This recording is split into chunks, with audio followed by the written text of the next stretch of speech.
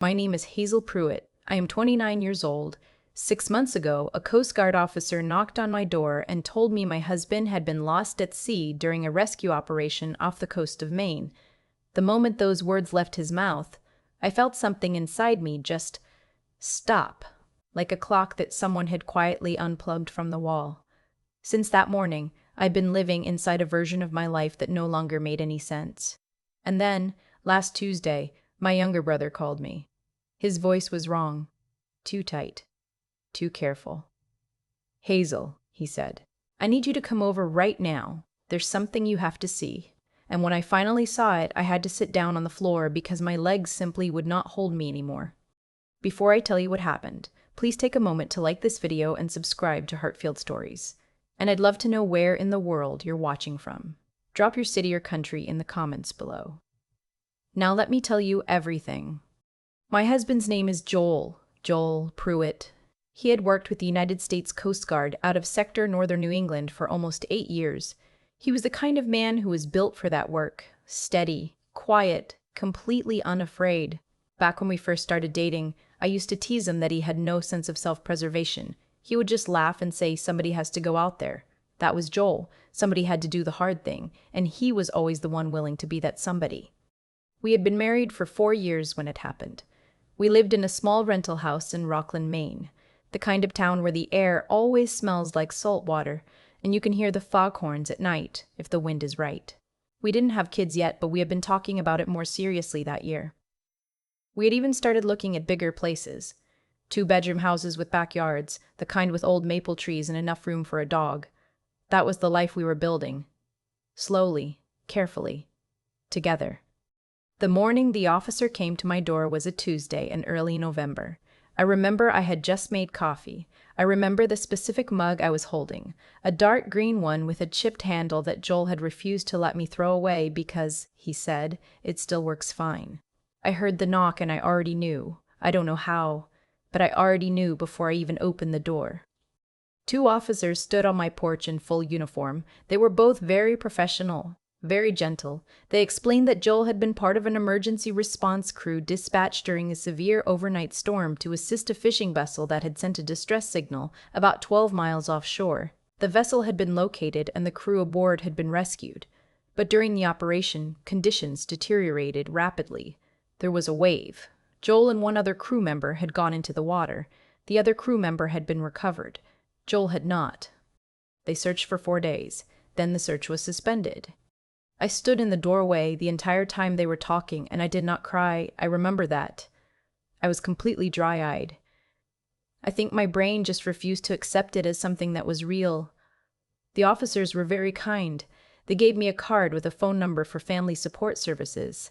They told me the Coast Guard would be in touch about next steps, about the process, about what the suspension of search activity would mean officially. I thanked them. I actually thanked them. And then I closed the door and I sat down on the kitchen floor right there and I did not move for a very long time. The weeks after that were some of the strangest of my life. People came. My parents drove up from Connecticut the same day. My brother drove up from Portland. Joel's mother flew in from outside Columbus, Ohio and stayed with me for almost 2 weeks. Friends from town dropped off food, casseroles, soups, banana bread, the kind of food people bring when they don't know what else to do. The house smelled like other people's kitchens for a while, which was oddly comforting and oddly terrible at the same time. But everyone eventually had to go home. Jobs, kids, their own lives. And when they left, the house became very quiet. Joel's work boots were still by the back door. His reading glasses were still on the nightstand. His half-finished crossword puzzle from the Sunday paper was still folded on the coffee table, pen tucked into the crease. I couldn't move any of it. I tried once early on, picked up the boots to put them in the closet, and I set them right back down. It felt wrong, like I was erasing something. At night, I would sometimes pull up old videos on my phone. Nothing dramatic, just the ordinary kind that couples collect without realizing it. A clip from a friend's birthday dinner where Joel was doing a very bad impression of someone on a TV show. A 10-second video I took of him parallel parking our old Subaru on a narrow street in Portland while narrating his own actions in a sports announcer voice. Ridiculous, ordinary things. I watched them over and over. Some nights I fell asleep on the couch because the bedroom felt too large. 6 months passed like that, heavy and slow. The official paperwork moved forward the way these things do. The Coast Guard documentation, the conversations with our insurance company, the quiet and awful process of beginning to close out the administrative parts of a life shared with another person. I had a meeting with a lawyer. I cried in the parking lot afterward for about 20 minutes, then drove home and made a frozen dinner and watched 3 hours of television without absorbing a single second of it. I was not okay. I knew I was not okay, but I also didn't know what okay was supposed to look like anymore. Then came last Tuesday. It was a regular afternoon. I was at home, sitting at the kitchen table with my laptop open, not really doing anything productive, just kind of existing inside the day. My phone buzzed. It was my brother. His name is Perry, and Perry is not a dramatic person. He is the most steady, rational person I have ever known. He was an EMT for 6 years before going back to school. He does not panic. He does not exaggerate. So when I answered the phone and heard his voice come out tight and strange, something immediately shifted in my chest. Hazel, his voice was almost a whisper, where are you right now? At home, I said. Why? What's wrong? Silence for a second. Then, can you come over? Right now? Perry, I said, you're scaring me. What happened? Is it Mom? Is it Dad? No, he said quickly. Everyone's fine. I need you to see something. I can't explain it on the phone. Just come. There was something in his voice I couldn't name. Not panic, not grief. Something closer to shock. The kind of shock that happens when your brain encounters something it does not yet have a category for. I got in my car. Perry lives about 20 minutes from me, a little further inland. I drove the whole way with the radio off. My mind kept cycling through possibilities, none of them good, none of them making sense. By the time I pulled up to his house, I had convinced myself something had happened to someone in the family, something he didn't want to tell me over the phone. He was standing on the front step when I pulled in, which was unusual. Perry is not a person who stands on front steps waiting. He usually just unlocks the door. But there he was, arms crossed, watching my car come up the driveway with an expression I had never seen on his face before. I got out of the car. What is going on? I asked. He didn't answer. He just nodded toward the door and said, come inside. We walked into his kitchen. He picked up his phone from the counter, looked at it for a second, then turned the screen toward me. Look at this, he said, and tell me I'm not losing my mind. I looked at the screen. The image took a second to register. It was a photograph posted on a Facebook page, some kind of small community group for a coastal town I'd never heard of, down in the Carolinas, somewhere called Beaufort. The photo showed a man sitting outside what looked like a small medical facility. He was wearing a gray t-shirt. His hair was longer than I remembered it. There was a bandage along his left forearm, and he was squinting slightly in the sunlight. But it was his jaw, the particular angle of it. The way his left ear sat slightly lower than the right, a thing nobody would notice unless they had spent years sleeping next to that face. My hand came up and covered my mouth. I stopped. I couldn't finish the sentence. Perry said nothing. He was watching me very carefully. That's Joel, I said. My voice came out like something from very far away. That's what I thought too, Perry said quietly. My whole body had gone cold. My hands were not shaking yet, but they felt like they were about to. The military, the Coast Guard, they had suspended the search. They had told me no one in the water had survived. They had told me the conditions made recovery impossible, and that after 4 days the search was closed. But the man in this photograph had Joel's jaw, and Joel's ear, and something about the way he was sitting. Slightly forward, elbows on his knees, like he was waiting for something, that was so specific, so entirely Joel, that I felt physically dizzy. How did you find this? I asked. Perry explained that a friend of his, a woman he knew from a volunteer emergency response group, had shared the post in some regional first responder Facebook group. The original post was from a small community health clinic, the Beaufort Community Care Center. The post said that a man had been found on a stretch of beach on the Outer Banks area several months ago, badly hypothermic and disoriented, wearing what appeared to be remnants of a maritime rescue suit. He had been unresponsive for several days. A local family had found him washed up in the early morning and had called emergency services. He had been transferred to the small clinic for ongoing care after being stabilized at a hospital. The post was asking whether anyone in the surrounding community recognized the man, because despite months of care and recovery, he had not been able to provide clear identifying information.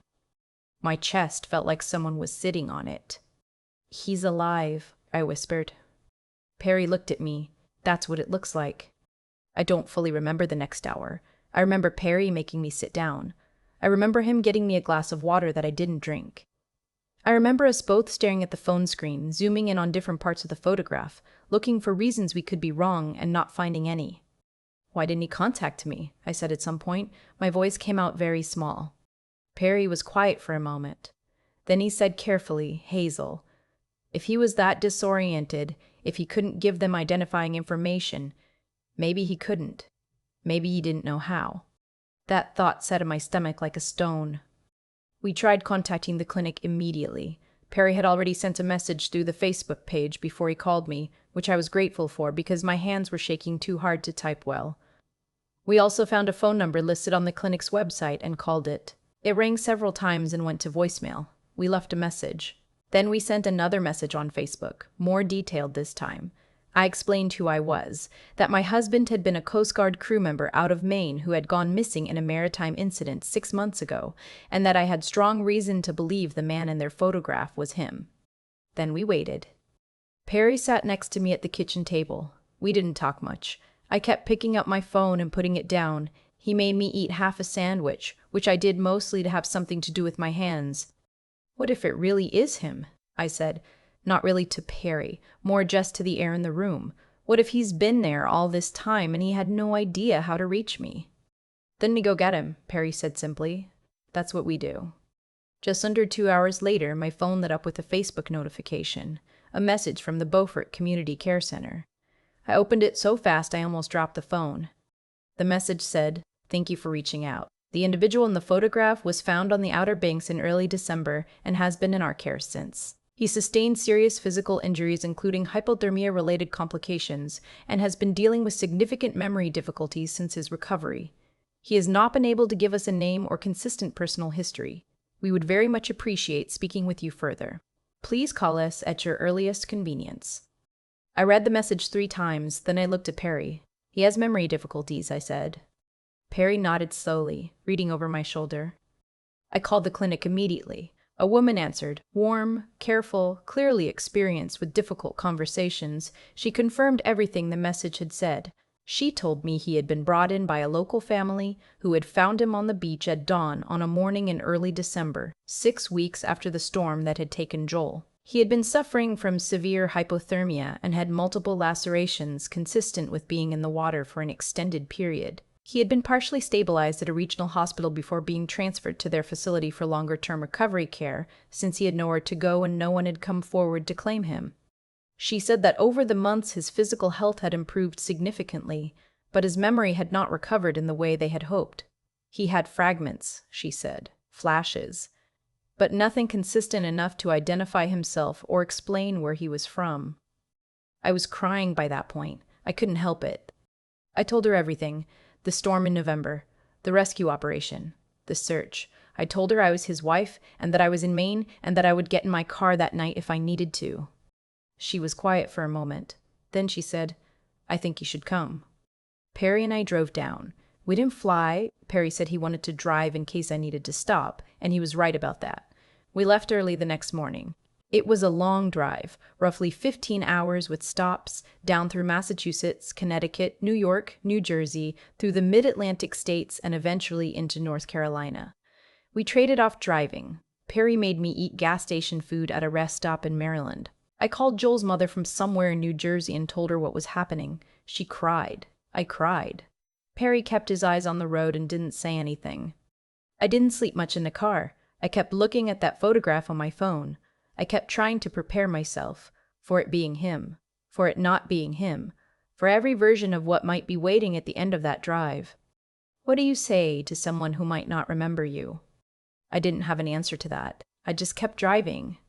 The Beaufort Community Care Center was a modest, well-kept building near the water, small parking lot, flower boxes in the windows, the kind of place that looked like it had been cared for by people who took what they did seriously. Perry parked the car and we sat there for a moment. "Okay," Perry said. "You ready?" No, I said, but let's go. Inside, a nurse greeted us by name. They were expecting us. She was calm and professional and very kind. She walked us through the basics of his condition again, gently reminding us that while his physical recovery had been remarkable, his memory remained fragmented. She said it was important not to overwhelm him. She said it might be disorienting for him to see us. She said to let him lead. I nodded at everything she said. I don't know how much of it I actually retained. Then she walked us down a short hallway and stopped at a door that opened out to a small back patio. Through the window in the door, I could see a man sitting in a plastic patio chair facing the water. His back was to me. His hair was longer, like in the photograph. His shoulders had that particular slope, the one I would recognize from across any room in any city in the world. I pushed the door open. The air outside was warm and thick and smelled like salt water. My heart was doing something that didn't have a name. I walked across the patio, and when I got close enough, I said his name. Joel. He turned around slowly. He looked at me. His face was more weathered than I remembered. There were new lines around his eyes. The bandage on his forearm was smaller now, almost healed. He looked at me the way you look at someone you think you might recognize but can't quite place. Careful, searching, not unkind. Hi, he said. His voice was the same. The exact same. I had told myself I was going to stay calm. I had told myself in the car over and over, just stay calm, don't scare him, stay calm. I did not stay calm. The tears came and I couldn't stop them. My hands came up to cover my face, and I stood there in front of him just crying, trying to pull it back together and completely failing. I heard Perry come up quietly behind me and put his hand on my shoulder. When I looked up again, Joel was watching me with a serious expression. There was something in his eyes that I couldn't read. Not coldness, not distance, but something careful and pained, like he was standing on one side of a foggy window and trying to see through. I'm sorry, he said quietly. I can see that you know me. I can tell. But he stopped. His jaw tightened. I'm sorry. I don't know why I can't. It's okay, I said. I wiped my face with the back of my hand. It's okay. My name is Hazel. You're Joel. We've been married for 4 years. He looked at me for a long moment. Something moved in his face. Not recognition exactly, but something adjacent to it. Something that was trying to become recognition and couldn't get there. Hazel, he repeated slowly, like he was testing the sound of it. Yes, I said. We sat outside together for a while that first day. I talked. He listened. I kept it simple. Where we lived, how we met, small things. The chipped green mug, the Subaru. The way he used to do sports announcer narration of completely ordinary tasks. I showed him photos on my phone. He looked at each one carefully, with his whole attention, but nothing broke through. He was always gentle about it. He never seemed frustrated with me, only with himself. The drive back to Maine that night, Perry and I barely talked. I stared out the window at the highway lights going past. We went back 3 more times over the following weeks. Each time I brought something new, a photograph, a small object, a specific memory I could describe in detail. His Coast Guard unit badge, a photograph from our wedding, a birthday card he had written me in his particular cramped handwriting that I had saved in a box in our closet. He would look at each thing carefully. He would sometimes say it felt familiar, like something just at the edge of a dream, but nothing held. Then on the 4th visit, about 6 weeks after we'd first found him, I did something I hadn't planned. We were sitting outside on the same patio late afternoon. The light was going golden over the water. We had been quiet for a while, which by then was comfortable. We had found our way into a kind of quiet together, the 2 of us. And without thinking about it, without planning it, I started to hum. It was a song that had no particular dramatic history. It wasn't our wedding song. It wasn't anything significant on paper. It was just a song that used to come on the radio on Sunday mornings when we were making breakfast. And Joel had liked it. And so I had started liking it too, and it had become one of those songs that belongs to a specific time and place in a way that's completely private. That wouldn't mean anything to anyone who hadn't been there. I hummed a few bars without thinking about it. Then I stopped. Joel was completely still. I looked at him.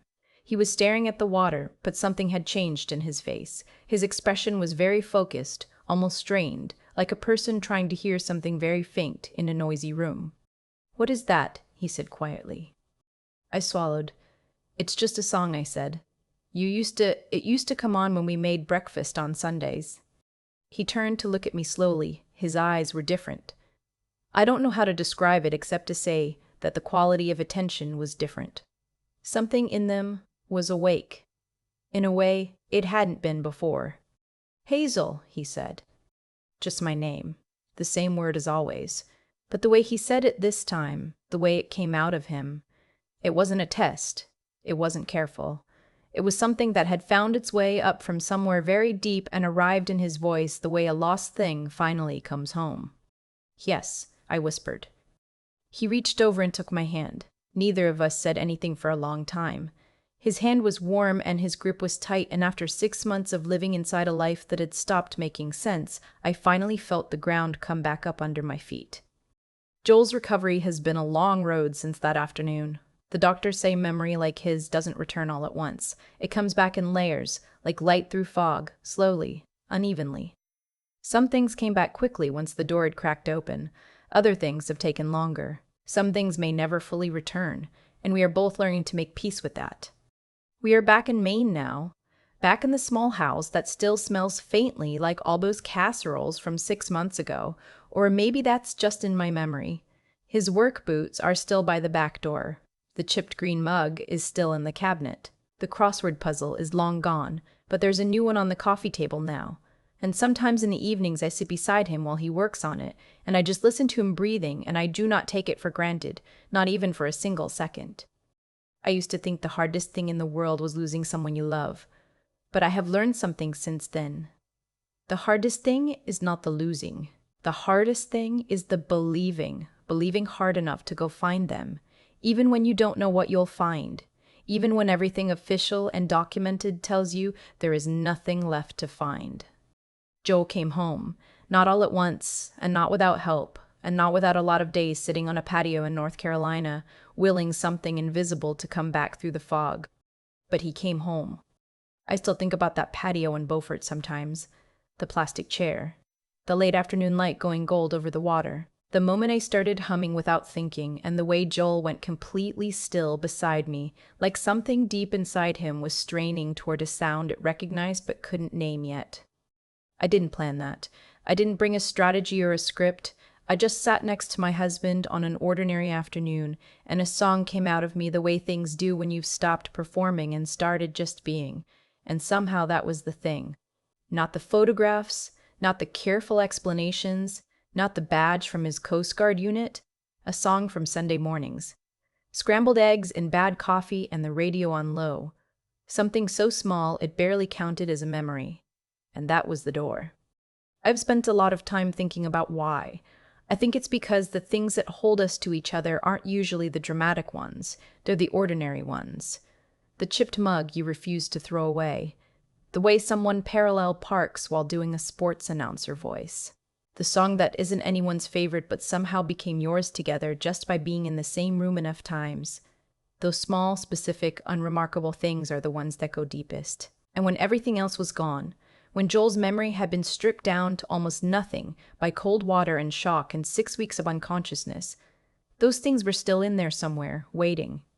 What I've learned from all of this is something I'm still not sure I have the right words for, but I'll try. There's a kind of integrity that isn't about grand gestures. It's about what you do when the official answer is no and the paperwork has been filed, and everyone around you kindly and reasonably has started talking about moving forward. Joel's case was closed. The search had been suspended. By every reasonable measure, I had been given permission to stop, and I almost did. There were mornings in those 6 months when stopping felt like the only sane option. But something in me kept looking at that photograph and knowing, not hoping, knowing. And I think that knowing was itself a kind of intelligence, the kind that doesn't come from logic or evidence, but from years of paying close enough attention to another person, that you recognize the angle of their jaw in a blurry Facebook photo taken 8 states away. Perry drove 15 hours with me on almost no sleep because he trusted that knowing. He didn't ask me to prove it, he just said, then we go get him. That kind of steadiness in someone you love is its own form of wisdom, and I don't take it for granted. And then there was the part that came after finding Joel, the part nobody warns you about. The weeks of sitting with someone who looked at me like a stranger. The drive home each time with nothing new to report. That required something different than belief. That required the willingness to show up again and again without a guaranteed outcome, to keep being present without keeping score, to love someone forward into remembering you without demanding that the remembering happen on your schedule. I am not a particularly patient person by nature. Ask Perry. Ask anyone who has been in a car with me in traffic. But I learned patience in that season, the real kind, not the performed kind. The kind that comes from deciding that the person in front of you is worth more than your own comfort or certainty or timeline. Joel came home, not because the odds were in our favor, not because the system worked the way it was supposed to, but because enough people refused to stop paying attention, and because love, the quiet, stubborn, ordinary, specific kind, turned out to be harder to drown than either of us knew.